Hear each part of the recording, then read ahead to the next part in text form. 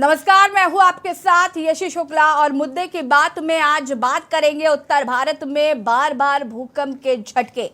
आपको बता दें कि उत्तर भारत में बार बार भूकंप के झटके महसूस किए जा रहे हैं। जम्मू कश्मीर के कटरा में रविवार को फिर से झटके महसूस किए गए, जिसकी रिक्टर पैमाने पर तीव्रता करीब 4.1 रही। हालांकि पिछली बार आए भूकंप से इसकी तीव्रता कुछ कम रही। जम्मू कश्मीर में 5 दिन में ये 7वीं बार भूकंप के झटके महसूस किए गए हैं। पंजाब, हिमाचल और चंडीगढ़ में भी धरती हिली। हालांकि अब तक जानमाल के नुकसान की कोई खबर नहीं है, लेकिन जिन इलाकों में झटके महसूस किए गए हैं वहां के लोग खौफजदा जरूर हैं। वैसे भी पहाड़ी क्षेत्र होने से जम्मू कश्मीर के सभी इलाके संवेदनशील हैं। इस बार भूकंप का केंद्र रहे कटरा में ही वैष्णो देवी माता का मंदिर है, जहां रोजाना लाखों की संख्या में श्रद्धालु आते हैं, जिनकी सुरक्षा भी एक बड़ा मुद्दा है। बता दें आपको कि इससे पहले डोडा में भी और किश्तवाड़ और रामबन भूकंप का केंद्र रहे थे और इस बार कटरा भूकंप का केंद्र है। और कटरा में ही, जैसा कि हम सब जानते हैं, माता वैष्णो का मंदिर है। लाखों की संख्या में श्रद्धालु यहां पर माता के दर्शन करने के लिए पहुंचते हैं। ऐसे में ये जानना और समझना बहुत जरूरी हो जाता है कि आखिर बार बार भूकंप के झटके क्यों हो रहे हैं। क्या पर्यावरण के साथ छेड़छाड़ अब लोगों के लिए मुसीबत बनती जा रही है? कहते हैं ना, अगर आप प्रकृति को सताएंगे तो प्रकृति आपको कहीं का नहीं छोड़ेगी।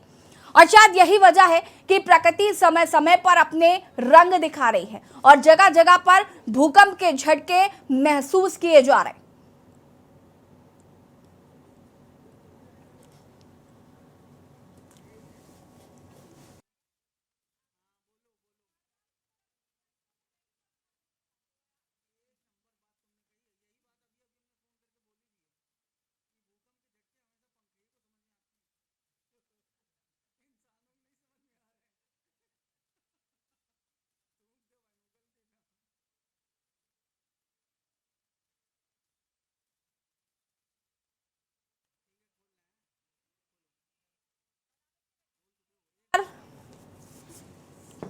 रेक्टर स्केल पर भूकंप की तीव्रता 4.1 रही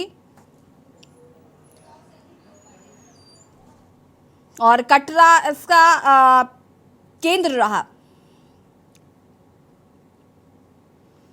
ऐसे में सवाल उठता है कि आखिर बार बार भूकंप क्यों आ रहा है।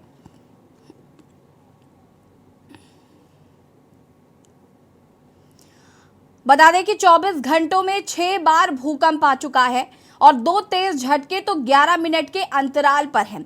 इसमें बाल बचे हैं।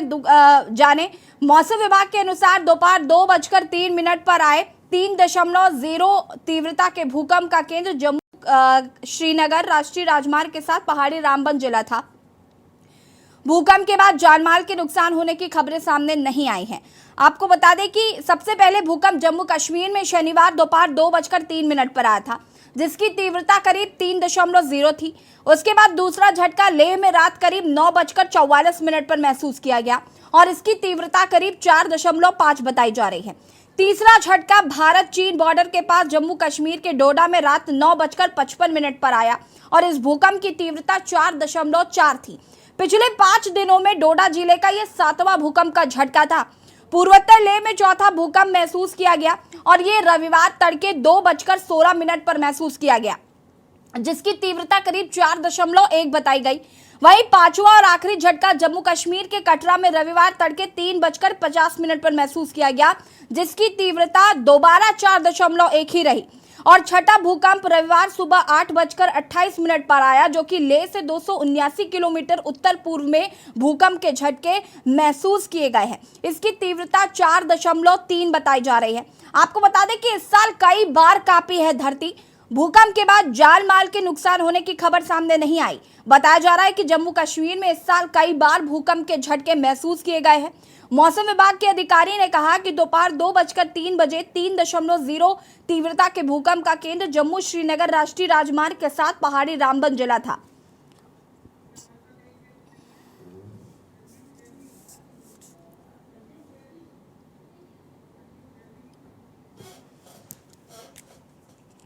जी हाँ, तो ये चौंकाने वाली बात है कि 24 घंटों में 6 बार भूकंप आया है और 2 तेज झटके 11 मिनट के अंतराल पर महसूस किए गए हैं। ये एक बड़ी बात है और इसे समझने और जानने की कोशिश करनी चाहिए कि आखिर इस तरीके से भूकंप क्यों आ रहे हैं। हालांकि कहते हैं कि प्रकृति के साथ छेड़छाड़ करना भारी पड़ सकता है।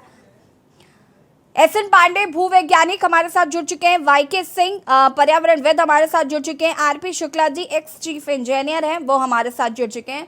आप सभी का बहुत बहुत स्वागत है। एसएन पांडे जी, शुरुआत आपसे ही करूंगी। चूंकि जिस तरीके से ये खबर सामने आई है कि 24 घंटों में 6 बार भूकंप आना का, मुझे लगता है ये कोई सामान्य घटना नहीं है। इसे कैसे देख रहे हैं आप? मैं आपसे ये समझना चाहूंगी।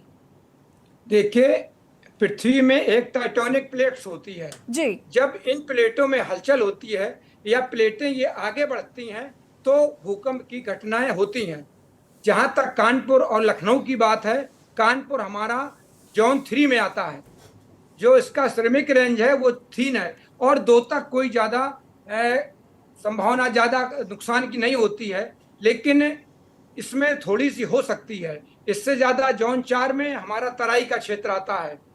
और ये आप अच्छी तरह समझ लीजिए, भूकंप की घटनाएं जो होती हैं वो ज़्यादातर टेक्टोनिक प्लेटों के आपस में बढ़ने से या उसके कारण होती हैं। लेकिन इसके बाद कुछ दूसरे कारण भी होते हैं, जैसे कि जो मीथेन गैस होती है वो हमारी पृथ्वी में होती है, लेकिन जब इसका दबाव ज़्यादा होता है तब भी भूकंप की घटनाएं होती हैं। ठीक है एसएन पांडे जी, लेकिन क्या ये इसका एक कारण माना जा सकता है कि जिस तरीके से प्रकृति के साथ छेड़छाड़ की जा रही है, डेवलपमेंट हो रहा है, जगह जगह पर पेड़ काटे जा रहे हैं, स्वरूप बदले जा रहे हैं, क्या ये एक कारण हो सकता है इस तरीके की घटनाओं का? इसका कारण तो थोड़ा सा कारण हो सकता है, लेकिन इससे जो क्लाइमेट हमारी चेंज हो रही है, जो मौसमों में जो इरेटिक रेन हो रही है, मानसून का पैटर्न बदल रहा है, ये सारी चीजें जो मानव जनित हैं। जैसे हम लोगों ने पेड़ काटना शुरू कर दिया है, इसके बाद जो हमारे एनसीआर हो, चाहे कानपुर लखनऊ जैसे बड़े शहर हों, यहाँ पर हमने जो हीट आइलैंड बना दिए हैं, जो कंक्रीट के जंगल बसा दिए हैं, उनसे हो ये रहा है कि एक तो कहीं एक थोड़े इलाके में ज्यादा लोग बस गए हैं और उनसे भी इस कई तरह की समस्याएं हैं। और जिस तरह से जलवायु परिवर्तन हो रहा है, क्योंकि जो हमारा CS Azad university of agriculture है, वहाँ के तापमान में और शहर के तापमान में कम से कम 3 से 4 डिग्री का डिफरेंस पाया जाता है। तो निश्चित रूप से कहीं ना कहीं मानव इसके लिए जिम्मेदार है, चाहे वो क्लाइमेट चेंज हो या भूकंप की घटनाएं हों। लेकिन जहां तक भूकंप की बात है, इसमें सबसे बड़ी जो हमारी टाइटेनिक प्लेट होती हैं, उनके आगे बढ़ने से और इसके बाद जो मीथेन गैस होती है, इसके बाद अगर कहीं परमाणु बम का कोई हम लोग परीक्षण करते हैं, उसकी वजह से होता है। ये सारे मानव जनित कारण है। ठीक है, हमारे साथ यहाँ पर वाईके सिंह जी भी जुड़े हुए हैं, पर्यावरणविद हैं। वाईके सिंह जी, मैं आपसे समझना चाहूँगी कि जिस तरीके से भूकंप लगातार आ रहे हैं, क्लाइमेट चेंज हो रहा है, वेदर चेंज हो रहा है, बहुत सारे परिवर्तन जो है हम देख रहे हैं, और ये इसका एक बड़ा कारण हम कह सकते हैं कि जिस तरीके से प्रकृति के साथ छेड़छाड़ की जा रही है, ये एक मुख्य कारण हो सकता है इन बदलावों का। क्या कुछ कहना चाहते हैं इस पर? नमस्कार जी। विज्ञान आधारित धर्म से लोगों ने जोड़ा था। प्राकृतिक संरक्षण संसाधनों का जो किया जाता था वो धर्म से जोड़ के किया था हमारे पूर्वजों ने। खास तौर से चाहे हम जमीन की बात करें, चाहे हम पानी की बात करें, चाहे हम वायु की बात करें, तीनों चीजों को हम लोग ने धर्म से जोड़ा था हमारे पूर्वजों ने, और इनका संरक्षण किया था। एक एक चीज पे अगर हम नजर डालते हैं तो कोई भी कार्य करने से पहले भूमि पूजन होता था, भूमि को संरक्षण दिया जाता था। भूमि में देखिए, भूमि का सीधा एक सिद्धांत है। हम एग्रीकल्चरिस्ट हैं, बेसिकली हम एग्रीकल्चर यूनिवर्सिटी में काम करते हैं, इसलिए आपको ये बता दें कि जितना हम जमीन से लेते हैं उसका 30% अगर उसको हम लौटा दें, जितना हम उससे ले रहे हैं वो हम एक्सकीटा के रूप में या रफेज के रूप में जो भी चीज हमारी बच रही है उनको अगर डिकम्पोज करके उसको लौटा देंगे तो वो संरक्षित रहेगी। वो काम हमने बंद कर दिया। जैसे ही हरित क्रांति इस देश में आई 1965 में, 65 में हरित क्रांति आने पे हमने उस जो हमारा सिस्टम था कि 3 साल में एक बार हम देसी खाद जमीन में लेके जाएंगे, वो हमने छोड़ दिया। तो धीरे धीरे रसायन पे हम जितना जैसे जैसे हम रसायन के ऊपर डिपेंड हुए, वैसे वैसे हमारे साथ दिक्कतें आई। पानी के साथ भी हमारी स्थिति यही है। पानी का भी हमने प्रदूषण, आप समझिए जितना इंडस्ट्रियल वेस्ट निकल रहा है या जितनी भी चीजें आ रही हैं, जितना भी हमारे पास में चीजें निकल रही हैं, वो सारी की सारी पानी में जा रही हैं। तो पानी का प्रदूषण बढ़ा, जमीन का प्रदूषण बढ़ा, वायु का प्रदूषण आप समझ सकती हैं कि वायु के प्रदूषण की स्थिति बहुत खराब है। आप कानपुर का अगर लेती हैं, कानपुर की बात अगर हम कर लें, अभी एक प्रोग्राम हुआ था, क्या नाम है, सेंट्रल पॉल्यूशन कंट्रोल बोर्ड और स्टेट पॉल्यूशन कंट्रोल बोर्ड का, मैं उसमें गया था, मुझे इनविटेशन मिला था। वहां मैंने एक बात कही थी कि देखिए ये पॉल्यूशन है, कानपुर के पॉल्यूशन की एक बात कही थी कि यहाँ कितना डेली जो मिल्क है वो कितनी प्लास्टिक पैक में होके कितना डिस्ट्रीब्यूट होता है ऑल ओवर कानपुर। एक घर में कम से कम 4 से 6 पैकेट जाते हैं दूध के, एक घर में कम से कम 4 से 6 कोल्ड ड्रिंक जाती है। हम लोग क्यों नहीं इस पर ध्यान देना चाहते, क्यों नहीं उन कंपनीज को क्यों नहीं हम बातें करते कि जितना भी दूध यहाँ पे आप सप्लाई कर रहे हैं उसके लिए एक स्कीम दीजिए। भाई जितना दूध हम ले खरीद रहे हैं, अगर 10 पैकेट हम खाली लेके जाते हैं तो उसके एवज में आप हमको कुछ कंसेशन दीजिए या पब्लिक कंसेशन दीजिए, तो पब्लिक तो ये बहुत सारे ऐसे इश्यूज हैं जिन पे हम लोग ध्यान नहीं दे रहे हैं। और उसी का रीजन है, जैसे अभी पांडे जी ने आपको बताया कि टेक्टोनिक प्लेट का इंटरेक्शन ही इसका मूल कारण है। लेकिन टेक्टोनिक प्लेट का जो इंटरेक्शन है वो मैन मेड में अगर बात करें तो टेम्परेचर का राइज करना, टेम्परेचर का बढ़ना, ये एक इंपॉर्टेंट इशू है। जैसे जैसे हमारा तापमान बढ़ेगा तैसे तैसे टेक्टोनिक प्लेट में डिस्टर्बेंसेस होंगे। तो हम इसको तापमान से जोड़ सकते हैं। अगर डायरेक्टली इनडायरेक्टली की बात करें तो तापमान इसमें मेन फैक्टर। ठीक है।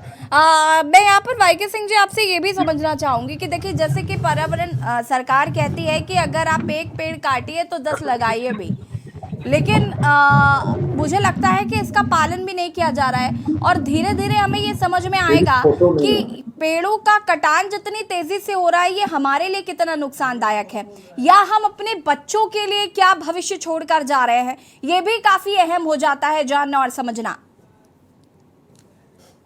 बड़ा सिंपल सी 4 लाइन किसी की हैं, वो मैं उसके साथ ये शुरुआत करना चाहूंगा। तुलसी घर में नागफनी है, आंगन लूहू लुहान है, तूफानों में कश्ती थी अब कश्ती में तूफान है। हमने खुद ये सब कुछ किया है। हम सभी लोग जानते हैं कि हर घर में तुलसी थी, हर घर को हरा भरा पंचवटी सबके सामने है। 5 वृक्षों को विभिन्न कोणों में लगा के उसके बीच का जो वातावरण था वो सुरम्य था। तुलसी, आप पेड़ों की अगर बात करते हैं तो बरगद है, पीपल है, नीम, अशोक, पाकड़, सभी वृक्षों की पूजा होती थी, जिनको आज की डेट में रिचार्जेबल ट्री विज्ञान भी मान चुका है कि रिचार्जेबल ट्री है, मतलब पानी का संरक्षण भी ये करते हैं। लेकिन हम लोगों ने किया वही कि काटा सबने, लेकिन लगाया किसी ने नहीं। और लगाने के साथ में एक और आपको मैं खास बात बता दूं जो मेरी समझ में आती है कि लगाने के बाद भी उस वृक्ष को ना पालना, ये सबसे बड़ी खराबी की बात है। प्लांटेशन बहुत होता है। मैं आपकी बात से इत्तेफाक रखती हूँ वाईके सिंह जी की कहीं ना कहीं ये देखने को मिलता है कि पेड़ लगा तो दिए जाते हैं शो ऑफ के लिए। अभी पर्यावरण दिवस था, न जाने कितने कितने पेड़ लगाए गए, लेकिन आप उनको कितना संरक्षित कर रहे हैं, उनकी कितनी देखभाल कर रहे हैं। मुझे लगता है आप एक पेड़ लगाओ लेकिन उसकी देखभाल तो करो। बिल्कुल जी, ठीक है। संजीव खेरने जी वरिष्ठ पत्रकार है हमारे साथ, वो भी जुड़ चुके हैं। बहुत बहुत स्वागत है आपका। लेकिन उससे पहले आरपी शुक्ला जी का रुख करना चाहूंगी मैं। आरपी शुक्ला जी, क्या कुछ कहना चाहते हैं? जो बड़ी बड़ी बिल्डिंगें बन रही हैं, इतना डेवलपमेंट किया जा रहा है, और ये क्या कहीं एक कारण हो सकता है जिस तरीके से क्लाइमेट चेंजेस हो रहे हैं, भूकंप आ रहे हैं? एक 24 घंटे में 7 बार भूकंप आना अपने आप में एक बड़ी बात है। अनम्यूट कीजिएगा आरपी शुक्ला जी।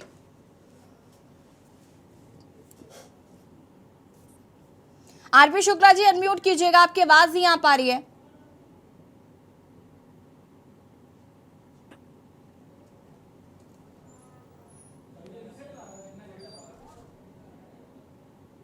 हेलो, आवाज आई हमारी? जी जी जी, कंटिन्यू करिए प्लीज। ये जो इधर काफी 5-6 बार भूकंप आया, उसका 2-3 कारण मैं देख रहा हूँ। एक तो जो कच्छ में इधर अरब सागर से विपर्जय तूफान आया है, जिसकी इंटेंसिटी ऊपर सरफेस के ऊपर तो थी ही, नीचे पृथ्वी के नीचे धरातल पर उसने बहुत ज्यादा इम्पैक्ट डाला। और वो उसने जाकर के हमारी टाइटैनिक प्लेट जो कि जम्मू कश्मीर और एलॉन्ग द हिमालय नीचे होते होते चली आ रही है, या नेपाल बॉर्डर तक, उसको उसने इम्पैक्ट दिया। और वो कारण है जो कि इधर 24 घंटे में हमारे भूकंप ज्यादा आए। इसके दो कारण और हमारे समझ में आ रहे हैं। कोई न्यूक्लियर टेस्ट इधर पाकिस्तान ने, इधर अरब सागर में कहीं न कहीं से हुआ है, जिसकी गर्मी से अरब सागर का पानी गर्म हुआ और वो गर्मी टाइटेनिक प्लेट पर गई। Titanic plate is harder than any metal, तो वो एक्सपेंड किया होगा और उससे भूकंप आ रहे हैं। तीसरा कारण हमारा ये हो रहा है कि जो हमारी नॉर्थ एंड साउथ पोल पे जमी हुई बर्फ है, वो बर्फ पिघल रही है। तो आप एक गेंद ले लीजिए, गेंद को आप नचाइए पृथ्वी की तरह, तो वो जो उसका जहां वेट था वो पिघल करके समुद्र में आ रहा है। तो वो वेट डिसबैलेंस हो रहा पृथ्वी का वेट डिसबैलेंस होने के कारण, तो उसके पृथ्वी के अंदर के जो बीम्स हैं, जिन्हें टाइटेनिक प्लेट कहते हैं, उनके डिसबैलेंस का असर टाइटेनिक प्लेट्स पर पड़ रही है और बार बार ये आ रहा है। ये 3-4 कारण इम्पोर्टेंट हैं। इनमें हमारे रिसर्च होनी चाहिए। कोई न्यूक्लियर टेस्ट हुआ होगा अरब सागर में, पाकिस्तान ने किया, अरब ने किया, गल्फ कंट्रीज ने किया, या चाइना ने किया। दूसरा, हमारे पोल्स की बर्फ पिघल रही है, जिससे टोटल पृथ्वी डिसबैलेंस हो रही है और भूकंप आ रहे हैं। पेपर जो है, एक आया अभी अमेरिका में भी आया था, हमारे पूर्वी तट उड़ीसा में भी आया था। ये सब जो अभी पांडे जी ने कहा, मिस्टर सिंह ने जो कहा कि हमारी मीथेन गैस हो रही है, तो ये सब समुद्र के पानी के गर्म होने के कारण हो रही हैं। मैं उनकी बात से सहमत हूँ और इसलिए यह बार बार हमारे यहाँ भूकंप आ रहा है। अब इसमें कारण सुनिए, इसमें कारण मनुष्य जनित भी है, प्रकृति का है। जैसा मिस्टर सिंह ने बताया अभी कि जो ग्लोबल वार्मिंग हो रही है, यह प्रकृति की, यह मनुष्य जनित है। हम पेड़ नहीं लगा रहे हैं, वो सब चीजें हैं, सब जानते हैं। हमें पेड़ लगाना चाहिए।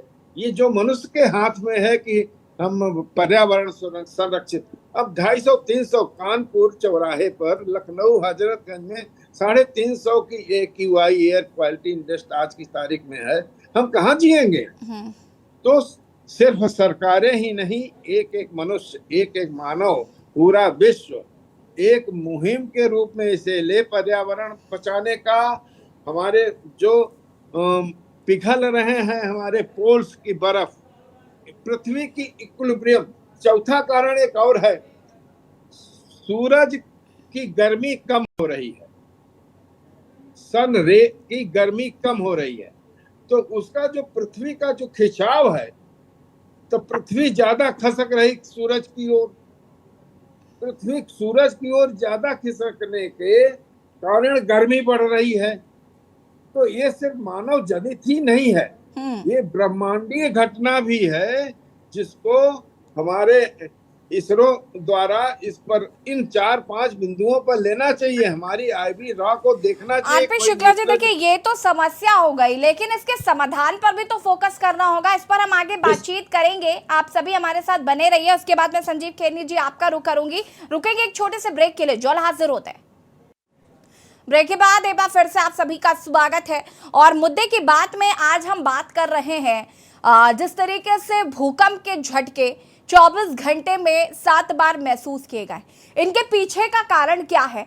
क्या पर्यावरण के साथ छेड़छाड़ हमें गर्क में ले जा रही है? और ये बात हमें समझ नहीं आ रही है, लेकिन हम अपने फ्यूचर में क्या छोड़कर जाएंगे, ये एक बड़ा सवाल है। और बातचीत हम इसी पर कर रहे हैं। संजीव खेरनी जी, वरिष्ठ पत्रकार, हमारे साथ जुड़े हुए हैं। संजीव जी, बहुत बहुत स्वागत है आपका। मैं आपसे ये जानना चाहती हूँ, जिस तरीके से डेवलपमेंट के नाम पर प्रकृति के साथ छेड़छाड़ की जा रही है, जिसकी वजह से हम देख रहे हैं क्लाइमेट चेंजेस हो रहे हैं, वेदर चेंजेस हो रहा है, बहुत सारे परिवर्तन देखने को मिल रहे हैं। और ये भूकंप के झटके भी, जिस तरीके से भूकंप कई बार आ रहा है, क्या कहना चाहते हैं इस पर, क्योंकि डेवलपमेंट के नाम पर मुझे लगता है कि हम अपना फ्यूचर जो है उससे बर्बाद कर रहे हैं। देखिए सपना जी, मैं सबसे पहले तो आपको ये कहूंगा, हमारे गीता में लिखा है परिवर्तन संसार का नियम है, वो परिवर्तन तो होना ही है। अब देखिए यहाँ पे अभी मैं इस समय जम्मू कश्मीर राष्ट्रीय राजमार्ग पे हूँ, मैं यहाँ देख रहा हूँ कितने पेड़ काटे गए हुए हैं। और सबसे बड़ी बात मैं आपसे कहूँ, हमारे यहाँ सबसे बड़ी प्रॉब्लम ये है, सबसे बड़ी जो मुश्किल है कि यहाँ बांध बहुत बनाए जा रहे हैं।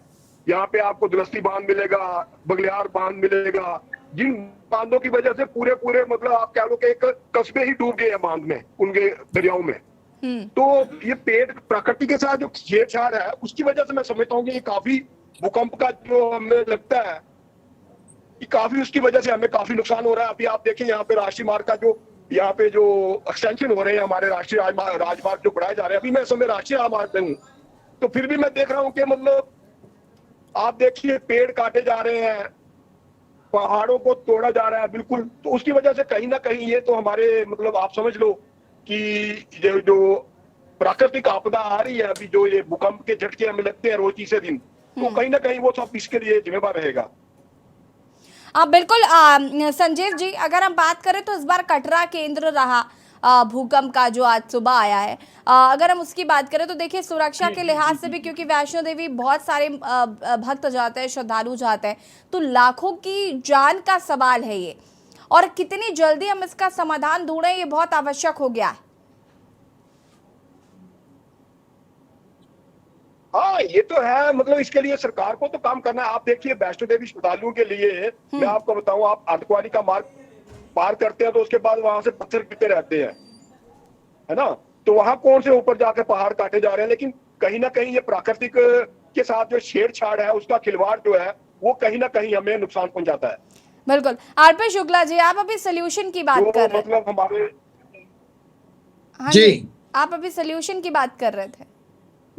मैडम यहाँ मेरा एक कहना है कि अभी सितंबर महीने में हमारे G20 होने जा रही है। हालांकि G20 एक साल से हर प्रांतों में प्रारंभ हो गया, अभी कश्मीर में भी था, अभी यूपी में भी हो रहा है हर प्रांतों में, परंतु इंडिया लेवल का अन्य राष्ट्रों के साथ सितंबर में G20 का स्लोगन यहाँ सबको बता दूं, वन अर्थ। तो हमारा देश जो वन अर्थ में सभी विश्व को एक साथ ले चल रहा है, उसमें ये भी एक बहुत बड़ा विषय है। G20 का यह बहुत बड़ा विषय है कि यह पृथ्वी एक है, जिस अमेरिका, रूस, चाइना, इंडिया कोई भी हो, इस पृथ्वी को अब बचाइए, ये हमारा मेजर मोटो है G20 का। अब देखिए साहब, साल भर से एटॉमिक तो नहीं, सेमी एटॉमिक और इतने मिसाइल यूक्रेन रशिया में चल रही है, और गर्मी कहाँ जा रही है? हमारे न्यूक्लियर टेस्ट अंडरग्राउंड हो रहे हैं, वो गर्मी कहाँ जा रही है? ठीक है, हम अब इसके रिमेडी जो है, जो अभी भाई साहब ने बताया वो सही है।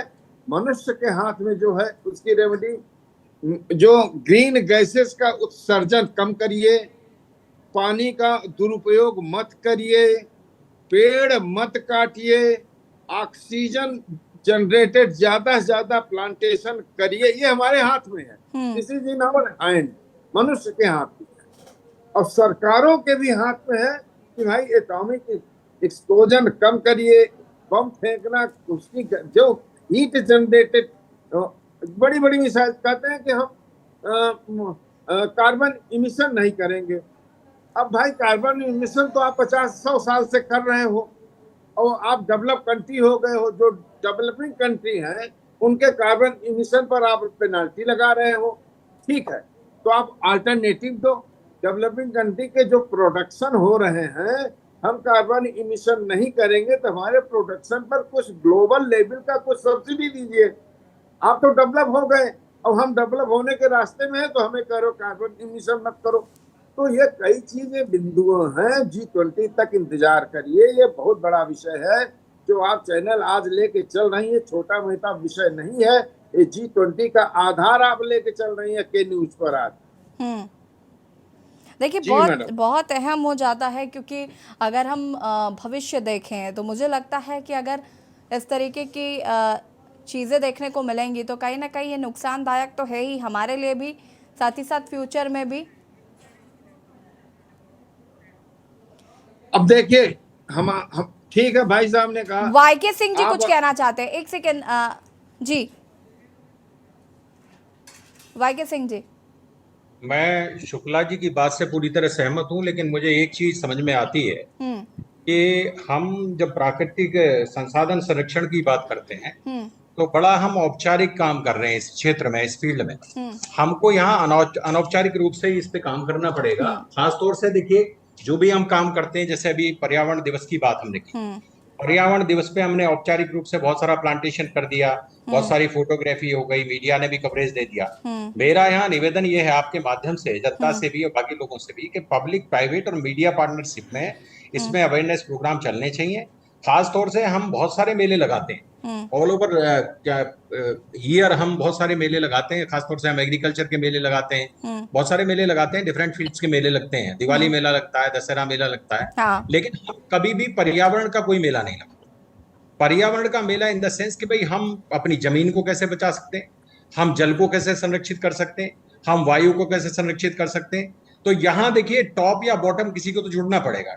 अभी शुक्ला जी ने कहा कि भाई टॉप से ये व्यवस्था चल रही है, लेकिन बॉटम को भी सचेत होना पड़ेगा, हमको भी सचेत होना पड़ेगा, जनमानस को इसके लिए बिल्कुल, जागरूक पर्यावरण बचाना सरकार की जिम्मेदारी नहीं है, यहाँ जी हाँ। प्रत्येक धरतीवासी की जिम्मेदारी है कि वो इस पर्यावरण को बचाए, धरती को बचाए, जल को बचाएं, ताकि आगे आने वाली चीजें ठीक हो पाए। फिलहाल वक्त की कमी, आप सभी का बहुत बहुत शुक्रिया चर्चा में शामिल होने के लिए। और मुद्दे की बात में आज हम बात कर रहे हैं जिस तरीके से भूकंप कई बहुत तेजी से आ रहा है और भूकंप के झटके बहुत बार महसूस किए गए। 24 घंटे के अंदर 7 भूकंप के झटके महसूस किए जाना चिंता का विषय है। और जैसे कि चर्चा में ये निकलकर सामने आया है कि धरती बचाने की जिम्मेदारी सिर्फ सरकार की नहीं है, या पर्यावरण को संरक्षित करने की जिम्मेदारी सरकार की नहीं है, हर उस प्रत्येक व्यक्ति की है जो यहाँ पर रह रहा है और अपनी भागीदारी समझ रहा है। मुद्दे की बात में फिलहाल इतना ही। देखते रहिए के नजरिया। नमस्कार।